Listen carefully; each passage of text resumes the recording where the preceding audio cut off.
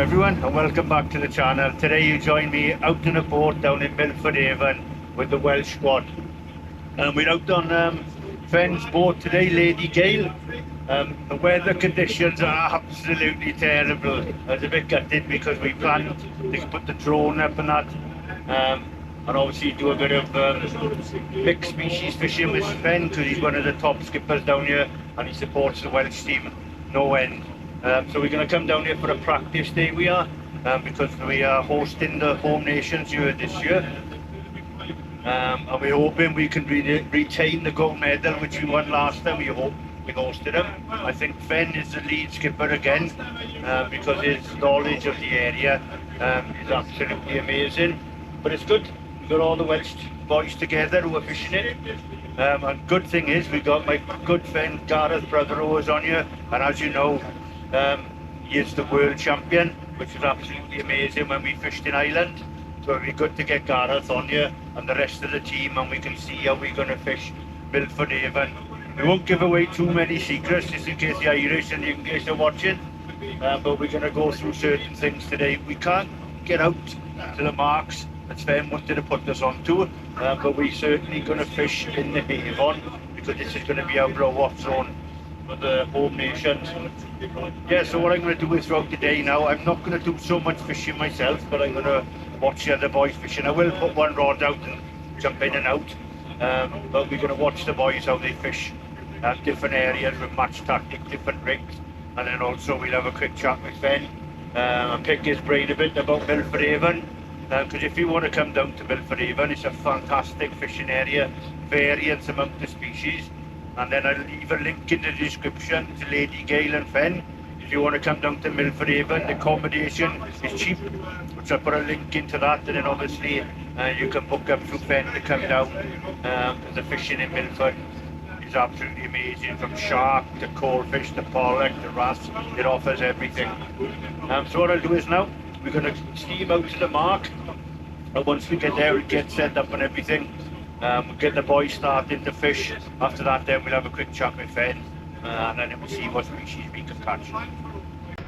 Alright, we just arrived at our mark now, and Fen's put us just on the side of a reef to see what we can pick up here. It's only a small little patch. I'll show you on the navionics in a minute. The rest of the boys are getting ready. I'll wait in here now till it's all done, and then we can have a look.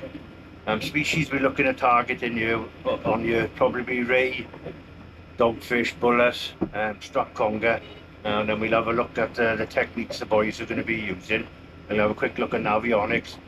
It is a little bit lumpy, I'm not going to lie to you, but there's not much we can do about the weather, but hopefully we can get into some nice fish for you, and we can go through the tactics and the baiting up and up, or how we're going to use it for them. We did stop earlier on and tried for a little drift to see if we could pick up any coalfish, but the swells were just a little bit too much. As you can see on the camera, we are rocking now, but what we're going to do is once we put the anchor in, obviously that'll straighten us up when we got wind and tide, so I should hold us pretty straight here.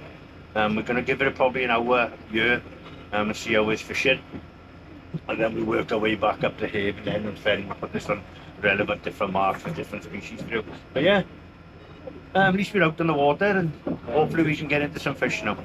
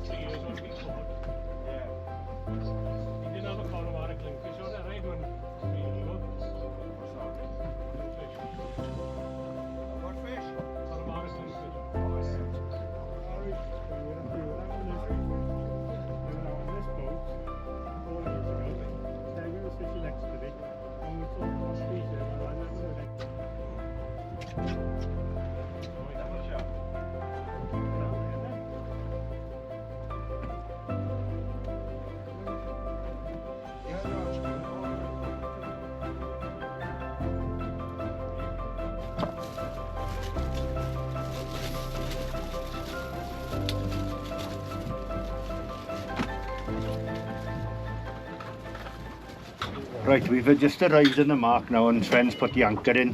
Some of the boys have already started fishing, and as you just seen, Alan's just had a fish, Colin's had a dogfish and a whiting. Ray in the corner, we're at the back of the boat, I've had a double shot of whiting. So like I always say when I take people out on the boat, try and optimise your fishing time using 3 hooks or 2 hooks instead of just using the 1 hook. So what we know here is there's a little bit of rough ground, and also there's a reef just at the back of the boat. So what we're going to be targeting there is going to be your bullets, your dogfish and whiting. So my go-to rig for you, which most of the boys are using, is a 2 up 1 down. Because then when you're optimising it, you can fish a nice big bait at the bottom for your huss, your dogfish now, but then that's also your scent trail. And then I'll show you now how I got it set out. And then you can put smaller baits in just off the bottom where you can target your whiting and that. So as you can see, it's just a 2 up 1 down. It's a glued rig, 16-inch snots coming off, £30. And then I've just got a little bit of bling there, size 6 hooks. I know they sound small, but a little bait can catch a big fish, also a little bait can catch a small fish. And as you go down then, I've got a size 2 hook, same bling there, and then it comes down and then I've got where my lead clips on, and then the one down there is, I've got a bit of extra large moon glow, and there is just a size 2 hook. Not massive hooks. I tend never to use massive hooks when I'm boat fishing, as you've seen in the previous videos. But that is my go-to rig when you're starting, and I think most of the boys have got that on. Once the scent trails come up, if we need to, then we can just switch to a 3 down. But probably a 2 up 1 down is probably the go-to rig which most people use. That's all I got in then is showcast anchor lead. So that allows me then just to move down in the tide if I need to, and then just lock in if I need to. But I'm going to get these baited up now, and I'll show you how I'm going to bait them up. Probably ragworm, a little bit of fish bait, and then a bigger bait on the bottom to use as a scent trail. As you can see now, you should be able to pick it up. I just chucked that 2 up 1 down out, and I trotted it back a little bit now, so I'm trying to get into the scent stream, and there's a bite in there straight away. It looks like a whiting. But then you can see how effective a 2 up 1 down is. Because you're fishing all different heights of the water column.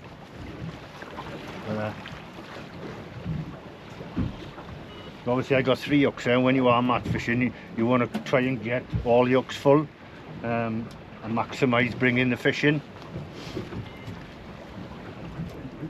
But it looks like we've got a whiting on there. And there's a few more come in. I'll try and pan round. But I'm trying to keep you dry here at the moment, because it is slight drizzle here. And I'll show you what I'm baiting up on the next rig and what I've got on there. But it is quite comfortable. I know we're rocking back and forth side to side, but Sven set us up here now, so we've got wind with tide, sorry. So we're sitting quite vertical going down the Haven.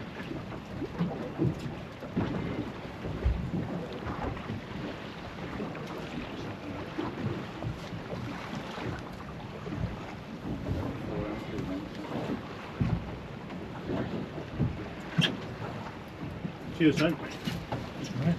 Be careful.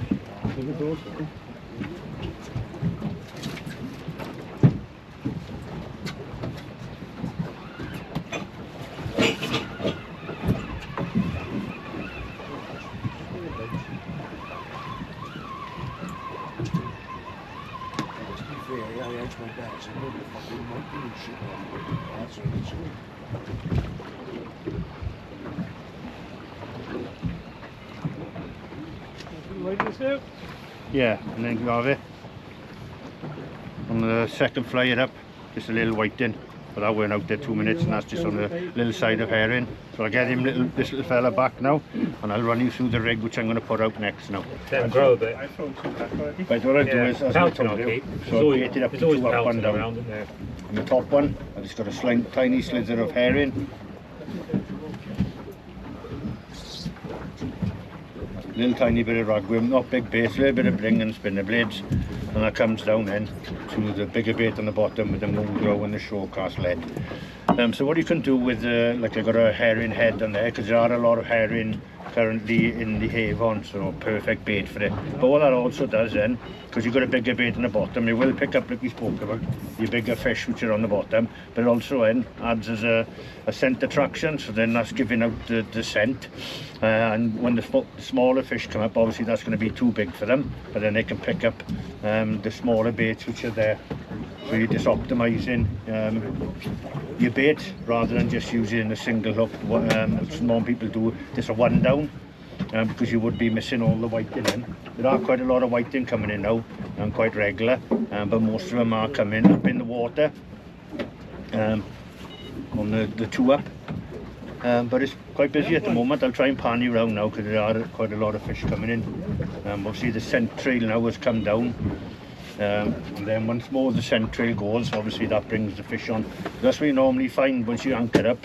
A lot of the time it takes about 20 minutes, 25 minutes for the scent trail to go, and once the scent trail starts working, that normally draws the fish in. Sometimes you can be lucky and drop down straight onto the fish, but 9 out of 10 times once that scent trail starts working, that's when you start getting the fish. That's why I always say about don't use a too heavy lead. If you up there at the cabin, try and use a lighter lead, and then you can trot your baits back and get into the fish which are coming up the scent trail. But yeah, that's all baited up ready, and obviously I've had a whiting now. Most of the boys have had whiting. I'll turn it around and we can see the boys fishing in.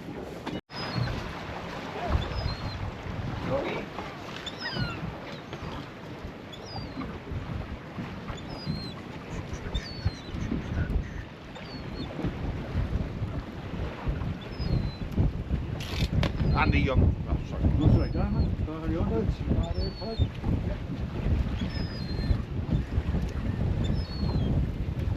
Was it right? Yeah, as you can see now. I know it's not everyone's cup of tea, but it's a match angler, boat angler's paradise dogfish. You can see my rod there now. That's biting really well there. Oh, sorry Al.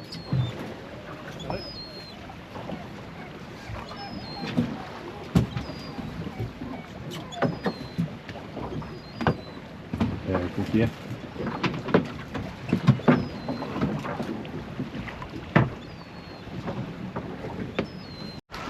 We've got Colin there over. Fish are coming in quite quick now. This is what we're after. You see Colin's into one here. Looks like a dogfish.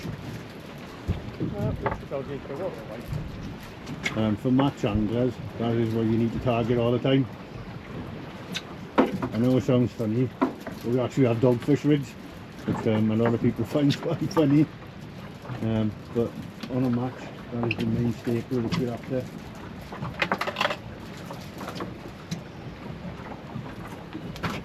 And what I know, like I've usually seen me spoken about before when I was on Chesil, when I had a question about fishing. Obviously I'm carving boy today, peg 1, because the ground is a little bit rough. It's a bit too rough for booms or up tiding. So what you find normally on a boat is once you anchor up and the scent trail is going down, as you can see we've got Alan and obviously Ray at the back of the boat, so they're in the prime spots. So to counteract that now, what I've done is I put a little bit of a lighter weight on than the boys at the back, and I'm casting out and then I'm trotting it back in, trying to use the boys' scent trail to try and get the fish onto mine. As you can see, I've got a bite now on there. So if you are, when you're on the boat and that, and the fish are coming from the back of the boat, cast out with a lighter lead and then keep your line down and let it trot round, and then try and get it in front of the boys at the back of the boat scent trail, and then you can pinch quite a few fish of that. It's different, like we spoke about, if you're fishing on a sandy bottom, you can get away with booms, and then you make your own scent trail, which I spoke about before, which I'll go through when we go to a different mark, about casting into the same area all the time and keep on doing it quite quickly as well. Don't leave it out there for a long time, because you need to make your own scent trail. Drop it down to about 8 to 9 minutes, get a fresh bait bag out there, then you make your own scent trail and the fish will come up there onto you. But yeah, as you've seen, it's quite steady at the moment. Quite a few whiting coming in and quite a few dogfish. Most of them are the same rigs, 2 up, 1 down. And then, because we are, like you said, targeting then the bottom and just above the seabed. but as normal, the people at the back of the boat now are finding the fish a lot quicker, raising to another fish now. So it's quite steady. Obviously I've got a bite on it now, and I'm hoping I can let it build up. I'm just going to give it another 2 or 3 minutes to see if any other fish come along, because a lot of the time once you've got a smaller fish or a whiting on there, obviously they shoal fish, so they normally can pick up extra fish in it, because you want to maximise the fish coming up all the time, you know. Rather than quickly winding one in, if you give it that couple of more minutes, you can pick up that other one as well then.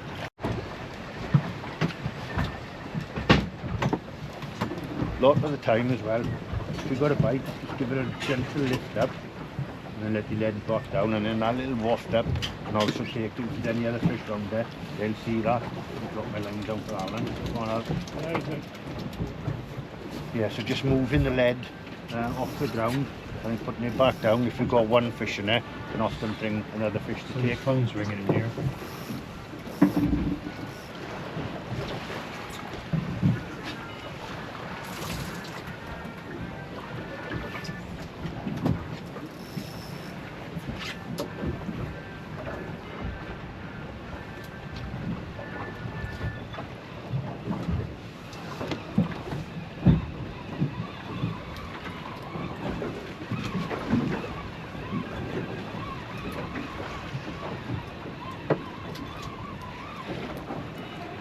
That's the advantage of using these long rods. I know a lot of people are nervous about them, using them, but they're perfect for this. You can get away from the boat.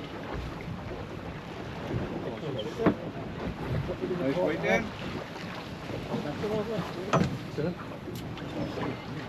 Oh yeah, that's not a bad size whiting at all. You know, the greedy devil has taken 2 hooks, look. But yeah, that's not a bad whiting. A lot of them are a little bit smaller than that, but I'll get that one back now, but you can see the techniques which we're using to target them. So all the whitings seem to be just off the bottom, and if you're using one down, it's on the bottom, you know, the hook hard on the bottom, you'll probably be missing a lot of these fish. So that's why I always say it's worth using like a flyer above the lead. But I'll get him sorted now and get him back in.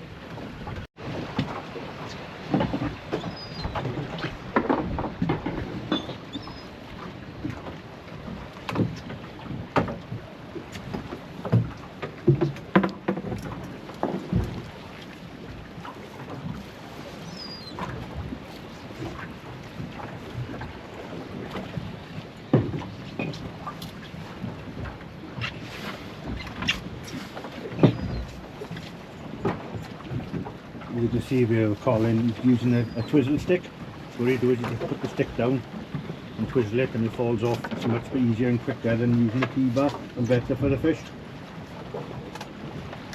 Oh, so I've come back inside the cabin now. As you can hear, Fen's pulling up the anchor. There was a lot of white in there and a lot of dogfish, so we are a quick fill of that now. So I hope you got some hints and tips, you know, how we match fish for whiting and that in the area, you know, 2 up, 1 down. So we're going to move to another mark now, which is a little bit of a sandy bottom. So what I can do is, once we get there, I can show you how we target fish then on sandy bottom. Hopefully then we can get into some ray, possibly some huss and that, and some smooth hound. Sven said they've been having there, so that'll be good. And then I can show you then how I'll tackle fish in a sandy bottom. Yeah, maybe more sheltered there because it was a little bit lumpy there, but it was a lot of whiting. We had some nice whiting, as you see, dogfish and that. But it's just homing in now, match fishing tactics, you know, getting back together as a team and that, and just fishing relevant areas. But Fen's knowledge is second to none. Straight away when we stopped there, he told us what target fish were there, and there was a lot of them. But yeah, on to the second mark now, and hopefully we can have a nice big ray or a nice big huss there for you. Bloody quiet. So Sven has brought us in now to a little bit of a muddy area. So what I'm going to do is I'm going to go onto the boom to show you how I fish pools. But I did have a 2 up, 1 down baited up. I just wrung that out quickly because he was there baited up before I got the booms on. As you can see, there's a fish in it quite quickly. We fish in sort of a trench here at the moment. We have fished here in the past. It's a muddy channel and it's rock either side. So you can catch a varying amount of species on here. give out accurate visions. We request that you come no closer than 10 nautical miles to that head. And if you wish to anchor, that is up to the master, but no closer than 10 nautical miles to St. Anne's Head. I dropped that in, I thought it was going to be on. Tiny, mine. Yes, sir, that is correct. As you see, and I've lifted up into that fish and it dropped it, but then I lifted up again just to fluff it, and as you can see, it's come back now. Right, yes, we do not give out anchors for these. Oh. We request you come no closer than 10 nautical miles. Well, the issue there is you have a world champion fishing next to you and you keep some crap. Not next to, next one. Yeah, next for one, sorry. Caravan's very clean today. We'll chump. When's your book coming out then, Gareth? Next year, fair. Looking for a good author. Bagsy's been your manager. Let me tell you the story. October. September we're going. Yeah. Down in Plymouth. Skating in July now. What? Skate in July. No, what? Never You can see it, it's just Yeah, lifting it up and you're fucking at it. what do you mean there? Scotland? All right, okay. On Loch Linney, was it? I think it was, yeah. Sometimes just that little bit of a movement. Deep water there. Fish to We're take. up there now in July. Right, there. Auburn we're going on. They're one each. Yeah.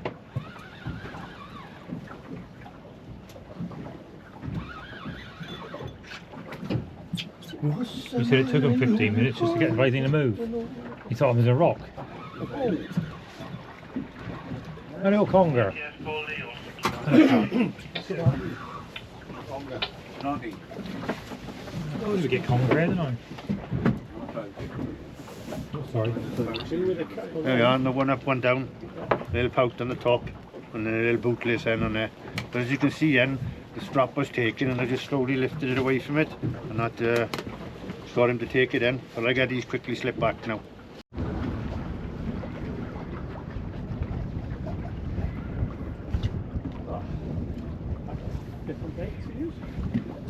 Was it? Good, Ray is deep. Dogfish, eh? Ray and a dog, innit? Yeah. Right at the back there. I'm going to be so fun. This? How you throwing it back? Yeah, I know. Got us in a nice storm back. And a dogfish.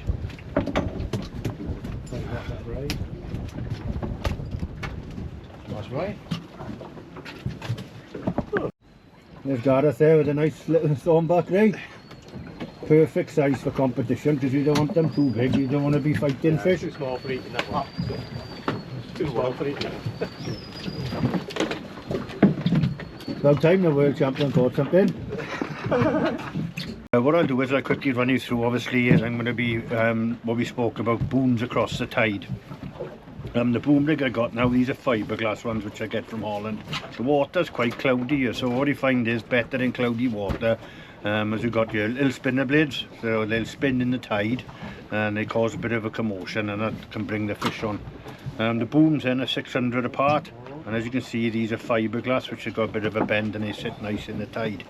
So what I'm going to do is now I'm going to be targeting now the same area, repeatedly casting there quite short, you know, like I talk about 7 to 8 minutes until I get the central growing.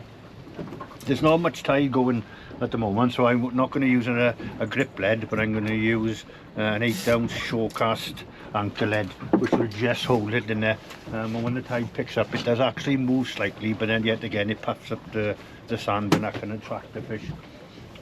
As you've seen, there's a lot of fish coming in. You know, we've got some undies, thornback ray coming in, a lot of pouting and that. So I'm going to switch over now to the boom rigs across the tide, and cross fingers we can pick up some fish doing that. That's good. You changed my box yesterday. I've got to transfer everything over. That's better.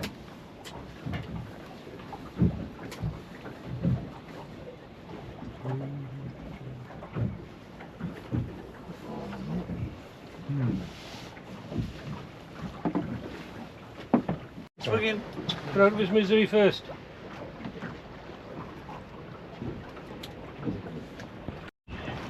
Gareth is a lovely mark. Angriest fish in the sea. Yeah, lovely marcus, isn't it? Yes. Well done, Gar. Lovely colours in him, Gar. Thank you very much, sir.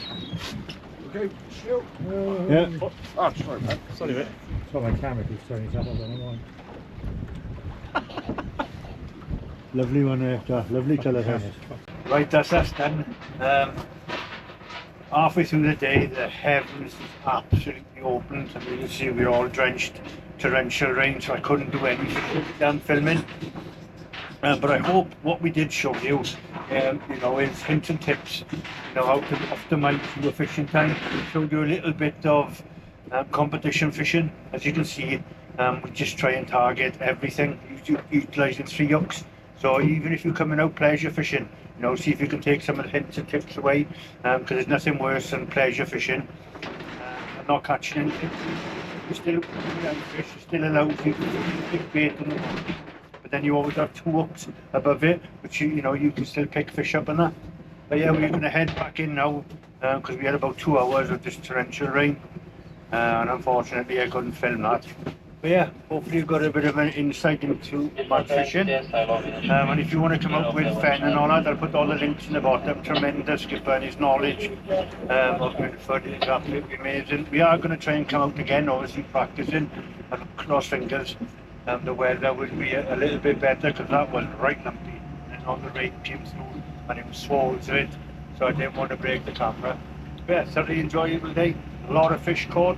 It just shows you, you know, by using the method like we spoke about, you know, how we do it. I know it's 3 hooks, some people don't use it, but just use 2, but don't always, you know, fish on the bottom. You know, we had loads of nice size whiting. The boys are taking quite a few whiting home with them. You know, we had some nice husks, as you see in rain. But quite a good day. A lot of species, a lot of mini species as well, which the boys enjoyed because they're in a species hunt. But yeah, we're on our way back in now. We're all a bit wet, and obviously Sven's back out doing night trips. If you fancy doing a night trip for big conger, Sven also does that. So yeah, just click on the link in the description and check out what Fen does altogether. But yeah, hey, thank you very much for watching. If I don't see you on the beach, boat, my front room, I'll see you on the channel. Enjoy your fishing, everyone.